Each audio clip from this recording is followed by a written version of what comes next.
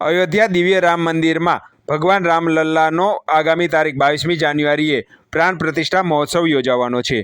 ત્યારે હિન્દુ સમાજ અને ભાવિક ભક્તોમાં આ પ્રાણ પ્રતિષ્ઠા મહોત્સવને લઈને ભક્તિના આનંદનો સંચાર થયો છે। અયોધ્યાથી આવેલ અક્ષત કળશનું ઠેર ઠેર સ્વાગત પણ કરવામાં આવી રહ્યું છે।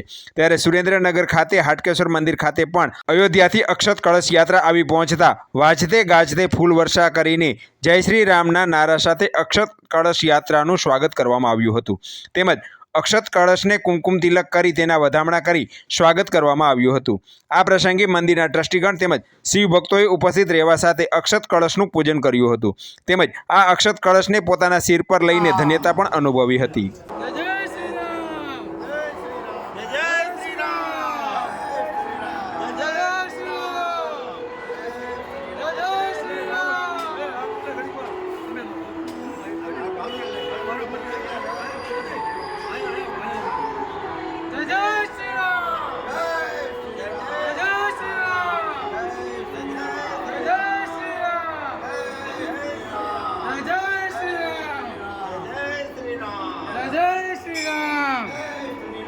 जय जय श्री राम,